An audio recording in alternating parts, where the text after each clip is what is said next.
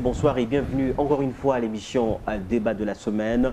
Je reçois comme invité aujourd'hui les personnes qui vont pouvoir débattre, émettre leur point de vue. C'est un débat contradictoire, mais n'empêche que les deux peuvent abonder dans le même sens. Ça peut arriver aussi, comme des propos contradictoires également, comme vous en avez l'habitude de suivre dans cette émission. Je vais d'abord devoir vous présenter les invités avant de vous présenter le menu de cette émission.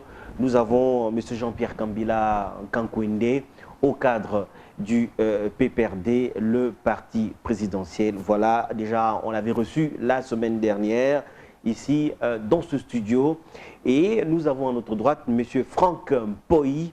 Lui, il est de l'opposition, porte-parole de l'Union sacrée de l'opposition et allié.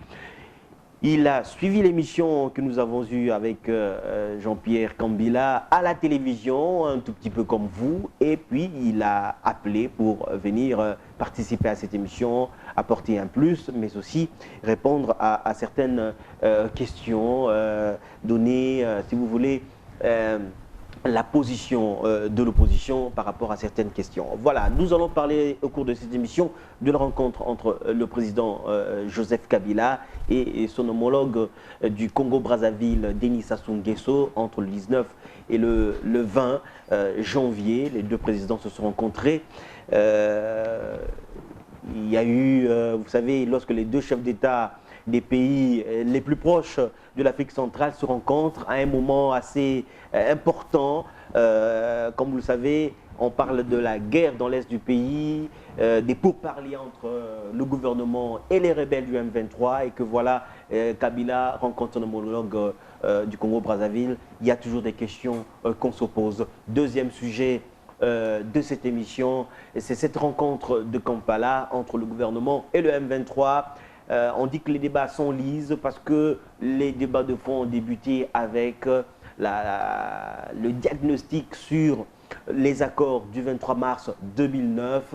Il faut aller en profondeur. Qui a respecté ces accords? Qui ne les a pas respectés? Est-ce qu'on va aboutir finalement à la fin des négociations au partage du pouvoir, comme c'est souvent le cas lors des négociations? Et puis enfin, nous allons parler du troisième forum des parlements de la CIRGEL. Quelle est l'opportunité de cette structure quand on sait que cette structure avait été mise en place, entre autres pour mettre fin également aux guerres dans la sous-région et des pays membres de la CIRGEL. Voilà un peu. Et puis nous pouvons parler également un sujet qui intéresse M. Franck, du dialogue national, de la cohésion. Vous savez que le chef de l'État a appelé à un dialogue national pour faire en sorte que la solidarité nationale, le respect des valeurs républicaines puisse être de mise. Voilà, le décor est planté. Monsieur Jean-Pierre Kambila, vous êtes très proche de la famille, vous êtes proche de la famille présidentielle, vous êtes de la famille présidentielle. Quand je dis famille présidentielle, c'est sur le plan politique, PPRD, vous êtes au cadre. Kabila a rencontré Denis Sassou Nguesso. Bon, la déclaration finale n'est pas très claire. Les termes sont un peu voilés, on n'a pas voulu dire ce qu'ils se sont dit. Mais nous, on se dit, bon, on avait vu Denis Sassou Nguesso à Kigali, juste avant le début des pourparlers avec le M23, entre le gouvernement et M23. Aujourd'hui, Kabila rencontre une nouvelle fois. Est-ce que c'est une manière pour Kabila de demander à ce que Denis Sassou Nguesso puisse venir apporter un plus son aide, lui qui a beaucoup d'expérience dans la gestion du conflit dans l'Est de la RDC? Merci de l'invitation. C'est toujours agréable de venir sur le plateau de Télé 7 parler de ce pays que nous aimons tant les uns les autres. C'est vrai que le journaliste que vous êtes, et je comprends que vous soyez comme ça obnubilé par les sujets qui dominent l'actualité. Mais lorsque deux chefs d'État se rencontrent, ce n'est pas toujours pour ce qui semble être l'actualité. Le Congo-Brazzaville et le Congo-Kinshasa sont deux pays voisins qui ont énormément de choses à se dire. Déjà, sur le plan bilatéral, nous avons un très grand projet en commun qui intéresse non seulement l'Afrique centrale, mais l'Afrique tout entière. Vous savez qu'il existe quelques projets de ce qu'on peut appeler des transafricaines, c'est-à-dire des grandes voies qui doivent traverser toute l'Afrique. Et toutes ces grandes voies passent par notre pays. Il y en a une qui passe par Kisangani, Goma, Lubumbashi, Kasumbalesa et vers l'Afrique du Sud. Et il y en a une autre qui passe entre Pointe-Noire, Brazzaville, Kinshasa, Ilebo, Kananga, Mweneditu, Kamina, Lubumbashi, hop, jusqu'à Tanzanie, et une ligne qui doit descendre vers Durban, en Afrique du Sud. C'est un projet très important pour ce qui concerne la partie congolo-congolaise entre nous et Brazzaville. Et ça, c'est déjà un des sujets qui nous occupe beaucoup entre les deux pays. Oui, mais la guerre aussi, c'est un sujet important. Bien sûr, non. Pour vous dire que... Ne pas dire que c'est un sujet d'actualité, c'est un sujet important. Je ne sais pas, c'est difficile qu'on dise aujourd'hui que les deux présidents se sont rencontrés sans pour autant parler de la situation à l'est de la RDC. C'est sûr.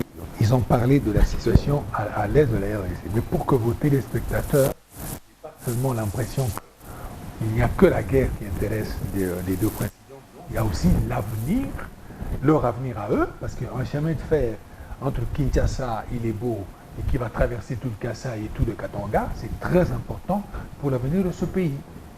Un pont entre Brazzaville et Kinshasa qui va coûter $1 milliard, c'est très important, ça va donner beaucoup de travail pour ce pays. Mais ce n'est pas tout. Nous avons des problèmes des réfugiés congolais, les nôtres, qui étaient dans la Likwala à Brazzaville. Il faut régler cette affaire-là. Elle a été réglée au niveau des ministres. Maintenant, les présidents ont dû certainement en parler, parce qu'il y a beaucoup de nos compatriotes qui étaient partis là-bas et qui reviennent maintenant. Donc, ce n'est pas, c'est pas rien. Il y a le problème des réfugiés centrafricains maintenant qui descendent, et chez nous, et chez eux. Il faut en parler. Il faut anticiper sur les difficultés éventuelles qui pourraient venir, ça c'est clair. Maintenant, sur le plan international, c'est vrai qu'ils ont parlé du Mali. D'ailleurs, dans le communiqué qui est sorti... De la Syrie aussi. Ils ont parlé du Mali, de la Syrie.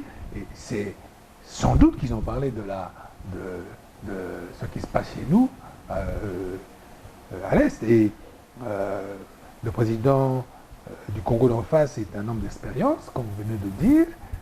C'est un homme qui a des relations, ou de bonnes relations, autant en Ouganda qu'au Rwanda que chez nous. Donc, il est tout à fait normal qu'ils en discutent et qu'il essaye de proposer ses bons offices. Oui. Mais au moment où nous parlons, ce problème-là se règle dans les discussions qu'il y a à Kampala et pas ailleurs. C'est là que ça se passe. Ok.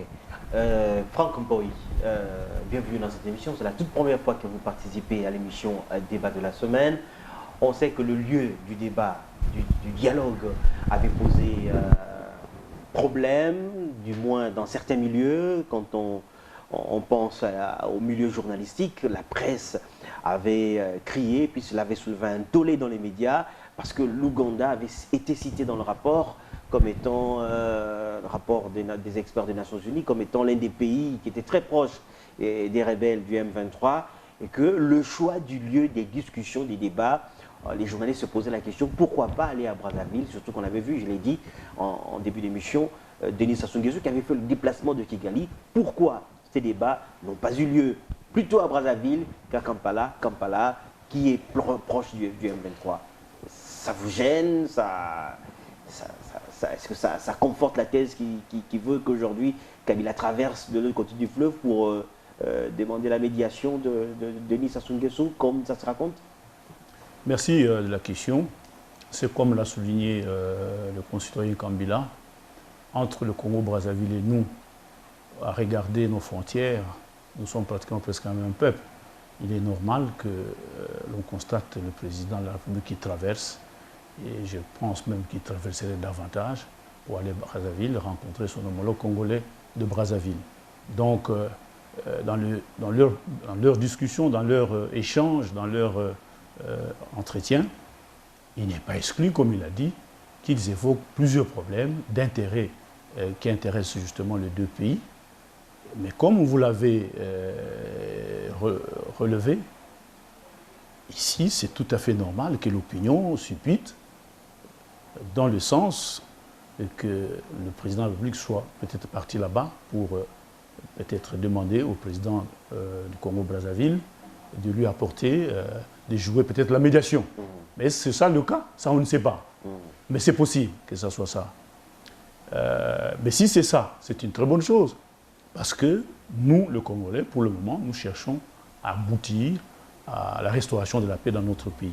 Mais quant au lieu de négociation, j'en arrive. Quant au lieu de négociation, il fallait d'abord préciser. il fallait d'abord préciser. Oui, je vous en prie. Le président s'est déplacé, c'est tout à fait normal. Ce n'est ni une faute ni une erreur. C'est tout à fait normal qu'il se soit déplacé. Et nous pensons qu'ils peuvent avoir abordé cette question-là. S'il l'a abordé, c'est déjà une bonne chose pour nous. Et c'est normal, cela procède aussi de tout ce qui se pose comme question dans le pays. Il y a le pourparlers de Kampala, certainement que les gens, nous avons suivis, ils se sont posé des questions. Pourquoi en Ouganda et pourquoi pas ailleurs, étant donné les situations qui pèsent sur l'implication de l'Ouganda et du Rwanda dans tous les malheurs que connaît notre pays. Personnellement, je pense que lorsqu'on recherche la paix, il faut la rechercher par toute voie, parce que le salut du peuple prime le droit.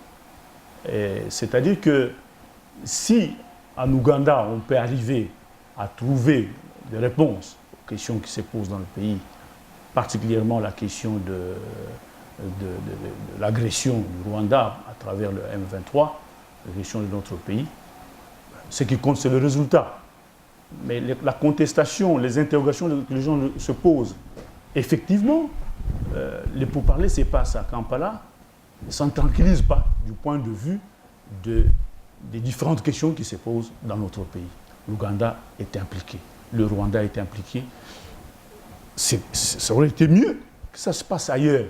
On aurait compris qu'on est devant un arbitre neutre et les choses peuvent se passer normalement.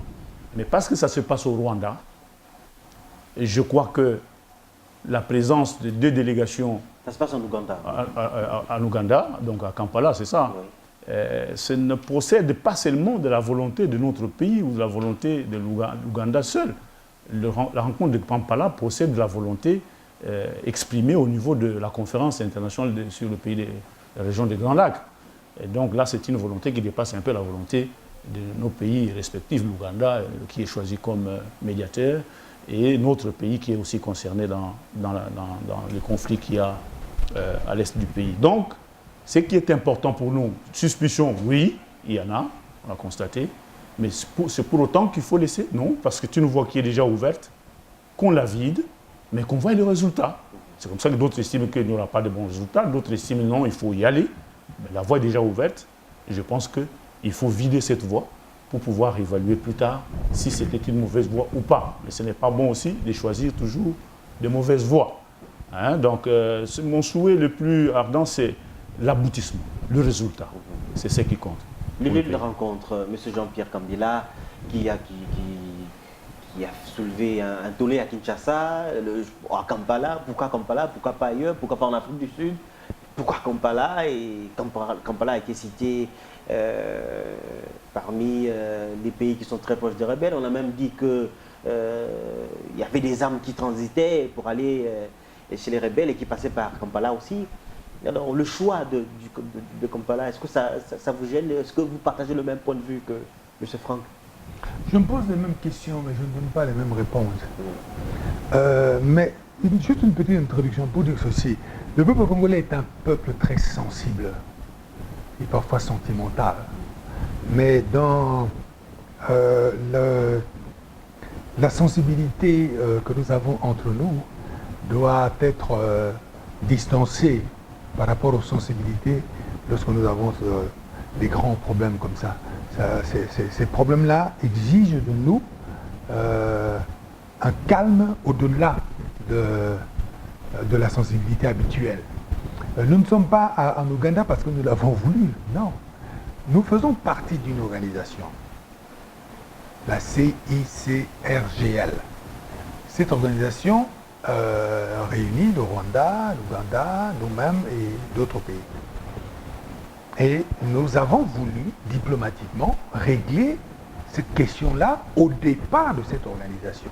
Parce que dans la hiérarchie, c'est pas le mot juste, mais enfin, m'expliquons ça comme ça, dans la hiérarchie des organisations, lorsqu'il y a un problème, il est recommandé, du point de vue de la diplomatie, de commencer à régler dans l'organisation la plus proche.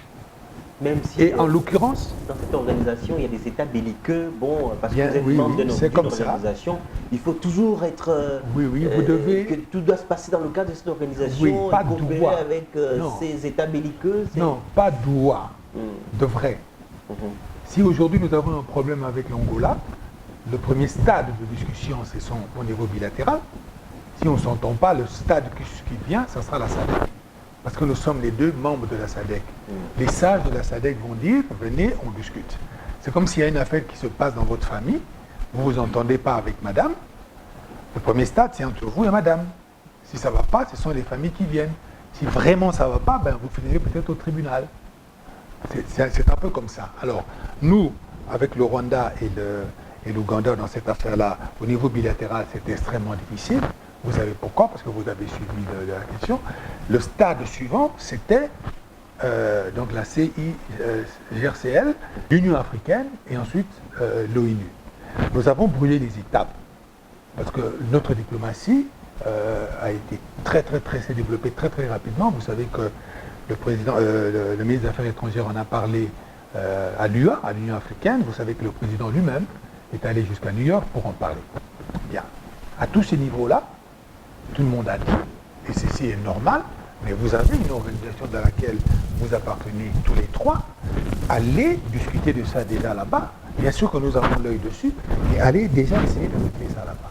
Voilà comment nous nous sommes retrouvés à Kampala, sous la présidence de Yoweri Museveni, parce que c'est lui qui est président de cette organisation, qui a délégué son pouvoir à son ministre des Affaires étrangères. Mais ça ne veut pas dire que c'est l'Ouganda qui est l'arbitre.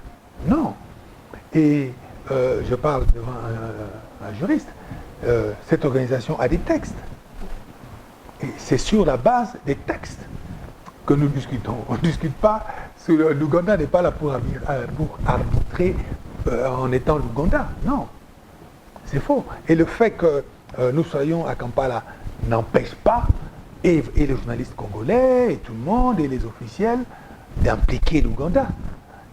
Et d'ailleurs, c'est très bien parce qu'on le voit. Hein, vous suivez, vous voyez dans quel embarras se trouve actuellement le ministre des Affaires de la Défense de l'Ouganda, qui est obligé de traiter cette affaire-là selon l'ordre du jour établi, bien évidemment, par ce qu'on appelle, oui, on peut, disons ça, belligérants, mais surtout de suivre les instructions précises du sommet des présidents de la République de ce pays-là. Donc, on voit clairement que même s'ils étaient partis à Kuala Lumpur, ils allaient quand même respecter cette procédure et ça n'allait absolument rien changer. Maintenant, je comprends mes compatriotes.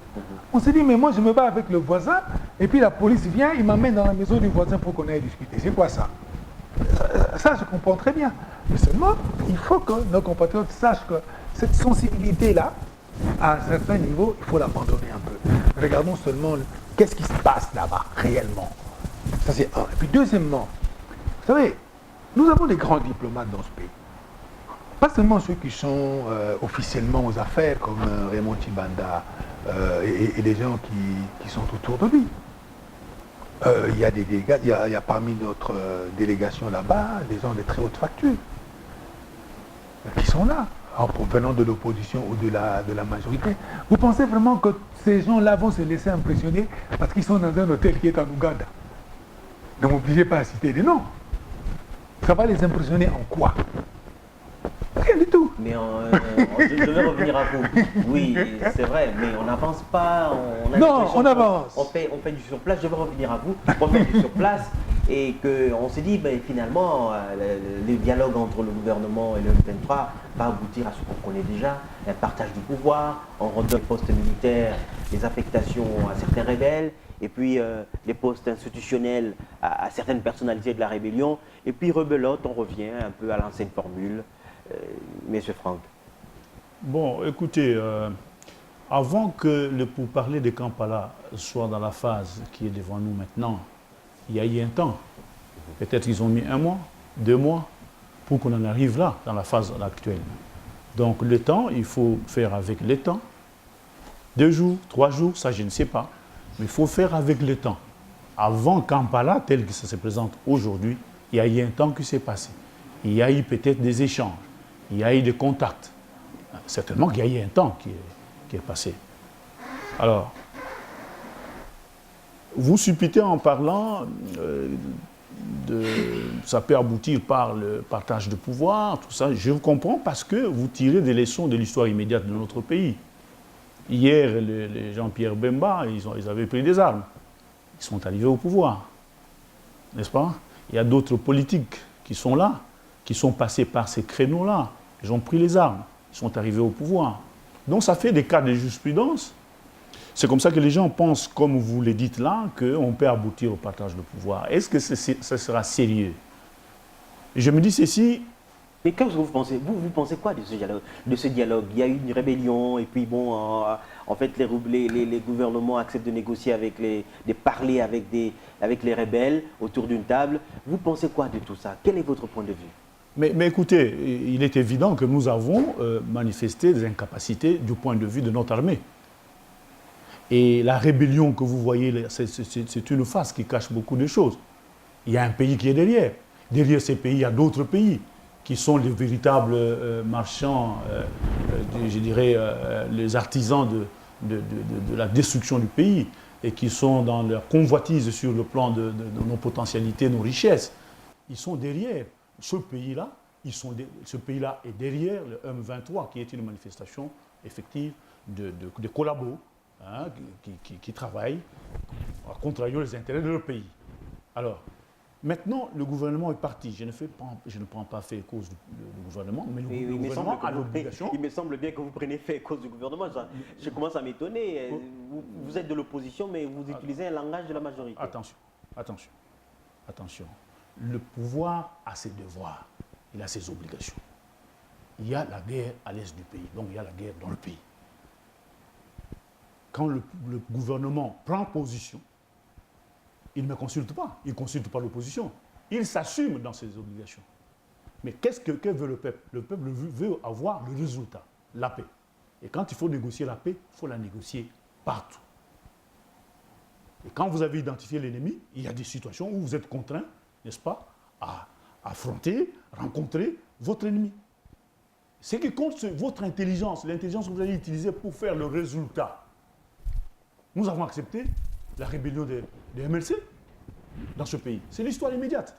On n'a pas triché. Je reviens à vous parce que je voudrais élaguer quelque chose. On doit équilibrer parce que ça fait longtemps qu'il n'a pas parlé. Sinon, ça va. Il faut laisser ça passe. Oui, mais bon, allez. Je voudrais élaguer parce que vous dites, ça m'étonne, vous êtes l'opposition, vous semblez prendre le fait cause, je ne sais pas. Oui, c'est l'impression que j'ai. Concrètement, vous voulez dire quoi? Expliquez-moi, est-ce que j'ai pu faire cause sur quoi? Mais vous soutenez le dialogue, vous dites c'est normal qu'il dialogue, vous dites que la guerre cache beaucoup de choses, mais pour vous, le gouvernement, bon, il n'a rien à se reprocher.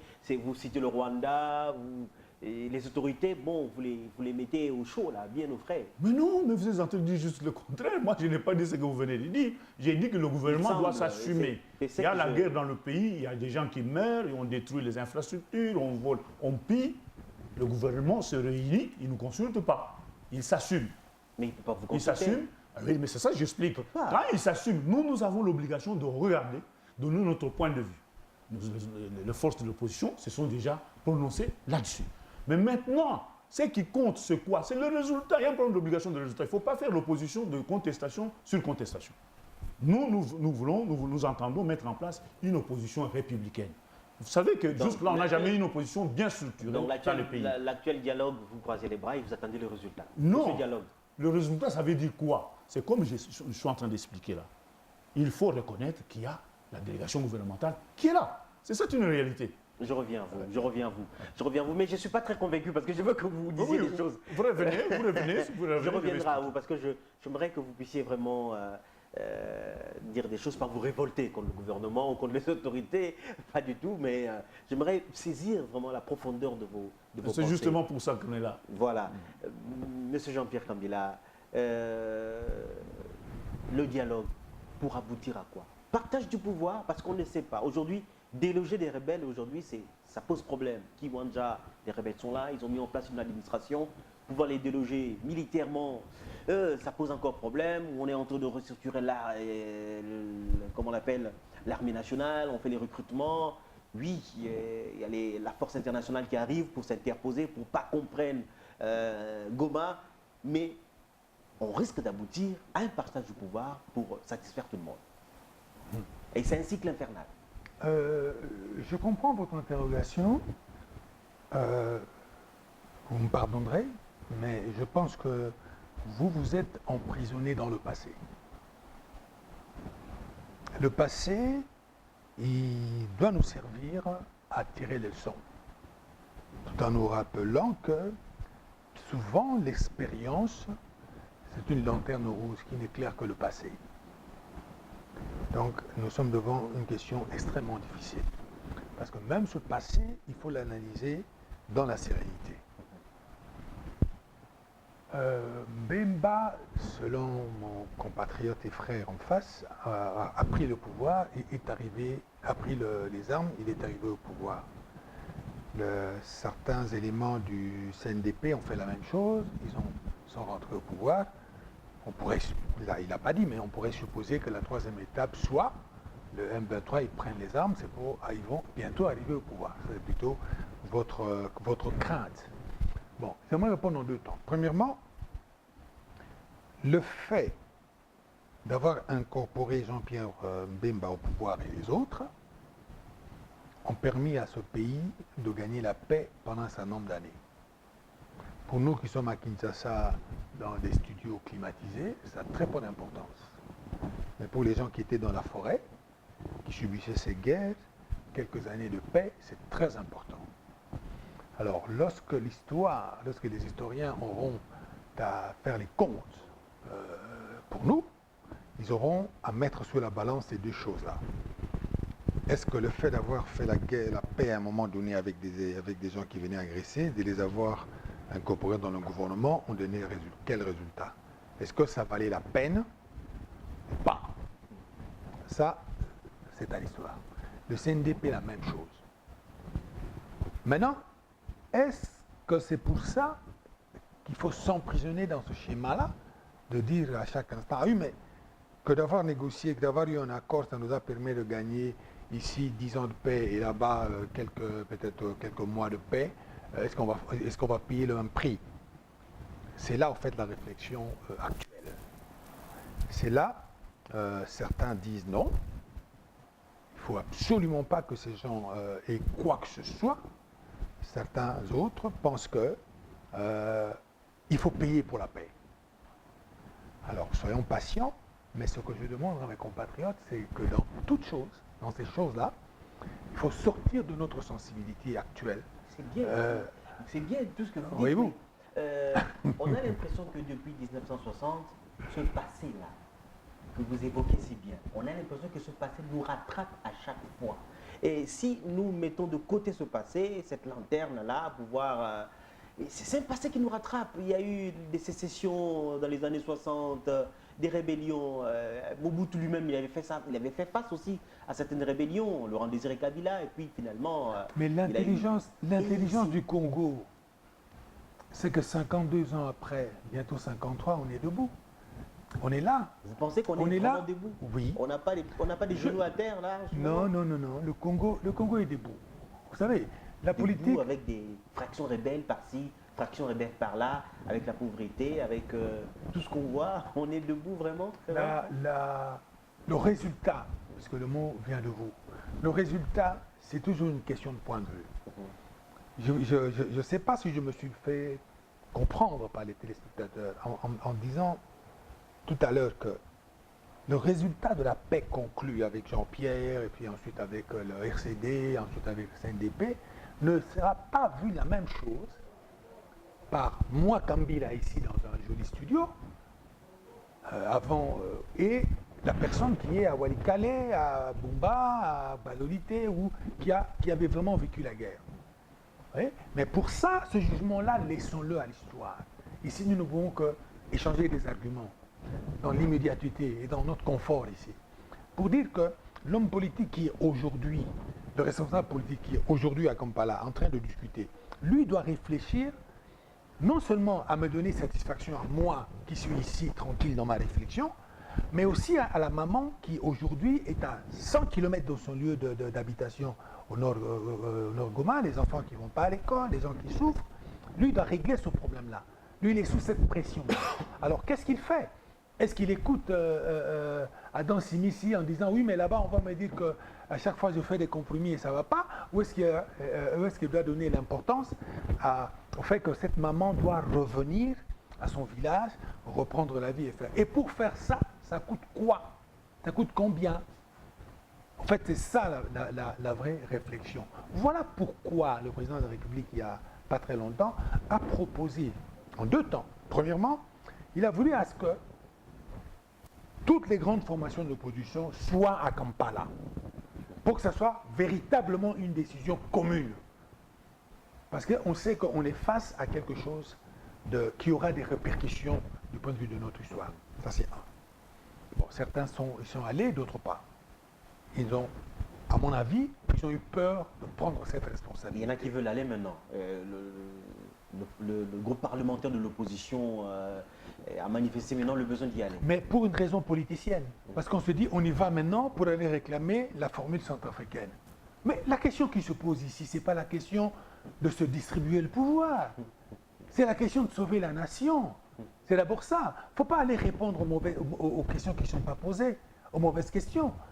Si ces gens veulent prendre le pouvoir, bon, c'est leur droit. Mais est-ce le bon moment? Parce qu'à Kampala, il s'agit de sauver ce pays. Il ne s'agit pas de partager le pouvoir. Deuxième temps de proposition. Le président Abdullah a proposé un échange, un dialogue, une concertation, si vous voulez, ici à Kinshasa, pour trouver les voies et moyens de la cohésion nationale. Cohésion nationale face à quoi? Face à l'ensemble des problèmes qui nous concernent. Mais surtout face à la guerre actuelle, parce que c'est un problème stressant qui, lui, est là. Et ça demande quand même un certain courage politique. Là, nous attendons que l'on revienne. Pour vous dire en résumé, pour ne pas conserver trop la parole, aujourd'hui, nous avons besoin ce pays a besoin d'une opposition responsable. Responsable, qu'est-ce que je veux dire par là? Qui sache hiérarchiser les problèmes. Qu'une opposition veut prendre le pouvoir, c'est de bonne guerre, c'est normal. Donc on n'a pas une opposition responsable. Voyez-vous? Mais je ne mets pas tout le monde dans le même panier. Mais je suis quand même étonné, que les gens aient refusé d'aller à Kampala lorsqu'il fallait défendre le régime, montrer que ce pays est uni, montrer à la face du monde que ce pays est uni face à ce problème-là. Maintenant, on veut y aller parce que quelqu'un a soi-disant donné un exemple de partage de pouvoir. Mais ce n'est pas ça la question. D'accord. Il y a un problème soulevé, un problème crucial aujourd'hui, la responsabilité de l'opposition. Il semble que l'opposition, très mercantiliste, l'opposition court après le pouvoir, l'opposition est facilement manipulable, qu'on n'a pas une opposition responsable dans ce pays. Et il y a même des hommes politiques de l'étranger qui le disent, qui le soutiennent. La RDC n'a pas d'opposants, d'hommes politiques de l'opposition responsable. Comment vous jugez ça, vous qui êtes de l'opposition? Écoutez. Lorsqu'on dit que l'opposition n'est pas responsable. Oui, il y a un problème qui se pose dans le pays. Le pays va mal. Il va même très mal. Vous pensez aussi que le gouvernement fonctionne normalement? Vous pensez que l'Assemblée nationale fonctionne normalement? Vous pensez que le Sénat fonctionne normalement? Il y a des problèmes. La preuve est que le président a initié un dialogue. Or, les institutions existent, on pouvait traiter les questions de sécurité au niveau de l'armée, au niveau de l'Assemblée, au niveau du gouvernement. Mais pourquoi on appelle à un dialogue? C'est-à-dire qu'au-delà des institutions, les institutions ont montré leurs limites et leurs possibilités, je précise, c'est ça même le sens de l'opposition responsable. Mais aujourd'hui, il y a un problème qui se pose dans le pays. Autant les institutions fonctionnent anormalement, malgré quelques prouesses, au-delà de quelques prouesses, n'est-ce pas? L'opposition aussi fonctionne anormalement. Il y a un fonctionnement atypique, l'opposition. C'est l'atomisation de l'opposition, on l'a vécu du temps du régime Mobutu. C'est tout à fait normal dans cette crise généralisée. Il n'y a que les hommes. Je peux même dire qu'il faut se détacher des réalités des partis politiques, mais on doit faire avec ça. Mais aujourd'hui, le problème qui se pose au pays, il faut avoir les hommes qui ont du caractère. qui peuvent nous amener à des résultats. Or, ces hommes sont appelés à évoluer dans des structures. Ces structures-là écrasent parfois des intelligences. Vous allez me dire qu'à la MNP, il n'y a pas des hommes intelligents. Vous allez me dire qu'à l'opposition, il n'y a pas des hommes intelligents. Mais c'est la manière dont ces choses-là s'organisent dans cette crise généralisée qu'il faut que les hommes sortent du lot, les hommes de caractère. Alors pour moi, revenant à la question qu'il a soulevée de l'opposition responsable et républicaine, effectivement, la Constitution nous donne cette chance. Parce que ce n'est plus l'opposition où, lorsqu'on vous voit avec une nouvelle veste, on croit qu'on vous a donné l'argent par le pouvoir. Mais ici, il y a l'argent de la République prévu pour que l'opposition fonctionne. Alors à ce moment-là, on peut dire, ceux qui animent l'opposition peuvent avoir acheté leur veste grâce à leur salaire, grâce à leurs avantages prévus dans le cadre du fonctionnement de l'opposition constitutionnelle ou prévue par la Constitution. Alors l'opposition responsable viendra avec le mérite de la Constitution actuelle. C'est pourquoi il faut mettre cette opposition en place. Et je voudrais... Comment mettre en place? Parce que vous, oui, de l'opposition, la législature qui est passée 5 ans, vous n'avez même pas pu choisir un leader parmi vous. Et ça va faire une année, et on est là, une année après, on demande à l'opposition constitutionnelle ou parlementaire de pouvoir voter un leader, un porte-parole de l'opposition, mais jusque-là, rien n'y est fait. Ça, c'est pas la majorité qui doit vous amener à vous choisir vous-même un leader. Oui. L'opposition ne trahit pas la nation, ne trahit pas la population, ne joue pas son rôle. C'est possible. Il fait le lit à la majorité. C'est possible. C'est possible. Mais il y a quand même des hommes de bonne volonté qui peuvent sortir du lot. Qui? Alors là, nous allons partir dans les débats des individus. Le problème, c'est quoi? Oui. Il y a un problème très sérieux, autant au niveau du gouvernement qu'au niveau de l'opposition. Ça, c'est tout le Congolais, ça. Parlons du dialogue. Oui. Joseph Kabila a appelé à des concertations. Mais je voudrais... Dialogue, oui, si on peut en parler. Oui, oui. Qu'est-ce qui s'est passé dans le pays? Moi, je considère que Kampala, c'est un début. Ce sont des ventes qui ont été ouvertes là-bas. J'espère qu'on va les refermer. Mais on va les refermer à Kampala ou à travers le dialogue que nous pensons qui sera initié d'ici là au niveau de notre pays. Parce que ça fait deux choses différentes, le pourparler de Kampala et les dialogues que le président a initiés. Je ne pense pas que c'était nécessairement pour aller participer au pourparler. Bien sûr qu'il fallait déjà la présence de l'opposition. Et je crois qu'il faut être présent partout où on parle du problème du Congo. Il n'y a pas d'opposition sans participation. Il faut participer au dialogue. Mais vous, de l'opposition, vous avez demandé plusieurs fois le dialogue au chef de l'État et vous n'avez jamais eu gain de cause. J'en arrive. Comment on n'a pas eu gain de cause? Il n'y a jamais eu de dialogue. Il y a ici le président de la République. Et de l'autre côté, il y a l'opposition et les forces vives. Les forces vives ont parlé. Ils ont réclamé les dialogues parce qu'il y a des problèmes dans le pays. Les partis politiques ont parlé parce qu'il y a des problèmes dans le pays. Et vous connaissez la configuration des questions qu'ils posent en termes de, si je peux me répéter, le terme de référence du dialogue qui pourra se tenir. Mais il y a un président de la République qui a écouté. Lui ne peut pas parler au même moment que les forces vives parlent, au même moment que les partis politiques parlent. Il y a un temps pour chaque chose, il y a un temps pour chaque organe, pour chaque responsable de parler. Je considère que le peuple a parlé à travers ces différentes organisations. Et maintenant, le président de la République a donné la preuve qu'il a écouté, ce qui est tout à fait normal. Il a écouté, il a initié. Et quand on parlait de ces dialogues, on estimait que ça doit être lui qui doit convoquer ces dialogues. On ne peut pas partir de zéro, on doit partir de quelque part. Je pense que c'est cela que vous appelez peut-être qu'on soutient le pouvoir. Non. Les partis politiques sont des partis politiques. Il y a un pouvoir organisé constitutionnellement. Le président de la République a initié le dialogue. Maintenant, au dialogue-là, qu'est-ce que nous allons dire? Ici, il y a un problème. Il faut que le président lui-même explicite sa pensée pour nous donner le fil conducteur, l'idée qu'il a de ces dialogues. Nous connaissons ce fil conducteur du point de vue des principes, des problèmes qui se posent dans le pays. Nous pensons que presque il a parlé de la cohésion nationale. Il a parlé en d'autres termes, de la réconciliation nationale, en fait. Ça veut dire que nous devons nous poser les questions qu'on s'est posées au départ. Avant les élections, on s'était dit qu'il faut que les élections soient crédibles, apaisées, transparentes, démocratiques. Au sortir de ces élections, est-ce qu'on peut conclure que c'était apaisé, c'était démocratique, c'était crédible? Il y a des problèmes. le pouvoir a sa conception, son entendement, les forces politiques et les forces sociales ont leur entendement. Donc les Congolais Dernière sont question partis. avant que je pense à M. Jean-Pierre. Alors, Mais donc nous irons au que dialogue. répondez-vous à ces personnes de l'opposition? Oui. Parce que vous appartenez à l'opposition. Que répondez-vous à ces personnes qui disent que Joseph Kabila, le président de la République, il appelle à un dialogue parce que, bon, il y a la guerre dans l'Est, parce qu'il est... quel est le thème qu'ils utilisent, les gens de l'opposition? Il est au pied du mur. Voilà, on dit il est au pied du mur, c'est pourquoi il veut sauver le régime, c'est pourquoi il appelle à un dialogue, opposition, majorité, force vive, il veut sauver son pouvoir. Qu'est-ce que vous de l'opposition, j'ai entendu ça de l'opposition, qu'est-ce que vous en dites, vous, ici sur le plateau? Écoutez, nous parlons, il ne faut pas trop porter cette vareuse-là opposition avec la connotation qu'on a, c'est cette histoire de l'opposition. Il faut une opposition. Il faut réfléchir, Oui, oui. il y a un dialogue. Prenez-moi sur cette question-là comme citoyen. Prenez-moi sur cette... Non, moi je vous prends comme un membre de l'opposition. Citoyen de l'opposition. Mais oui, comme un membre de l'opposition. Oui, justement, j'ai posé la question. Au mur ou pas au mur, le président de la République défend des devoirs importants d'homme d'État. L'opposition également est devant des questions d'intérêt général. Nous avons besoin de nous rencontrer, de dialoguer. Alors, qu'on soit pied au mur ou pas, nous devons nous rencontrer. C'est lui qui doit convoquer ces dialogues, c'est lui. Et il a convoqué, tout le monde est d'accord qu'on aille à ces dialogues-là. Alors, au mur, c'est possible. Pas au mur, non, il y a des problèmes.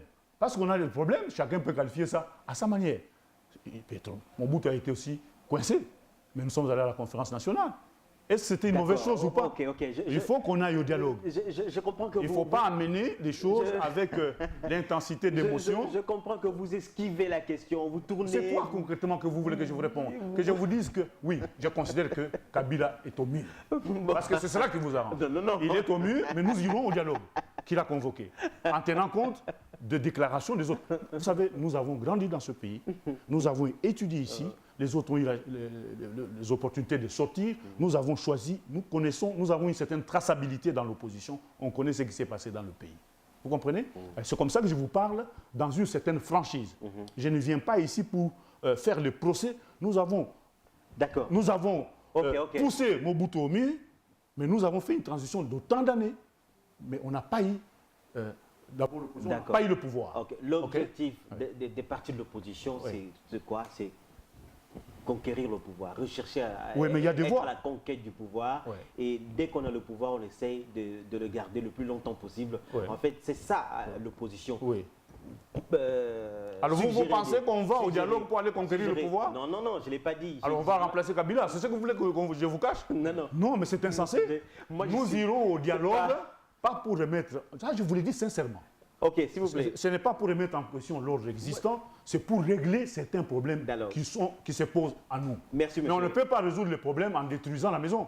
Merci, M. Franck. Le dialogue, ce n'est pas entre vous et moi. Le dialogue, c'est entre... Le débat, ce n'est pas entre vous et moi. Le débat, c'est avec le monsieur de la majorité. C'est comme ça que j'essaye de vous opposer pour qu'il y ait un débat contradictoire, parce que cette émission est une émission de débat contradictoire. Alors, chaque fois qu'on a des points de vue convergents, alors ça... Il n'y a pas de convergence.